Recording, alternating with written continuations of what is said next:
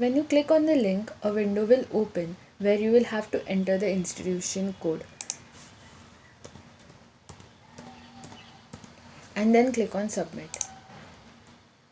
After that, enter the username and password. The very first screen that opens is the dashboard. It gives an overview of the institution. Here, you will see the number of students, staff, classrooms, subjects, quick links. You will also see a daily attendance box. Every day, when you log into the system, you will have to click on check-in. It will start calculating the number of hours for the day. And when you click on checkout, it will have recorded the number of hours you worked on a particular day.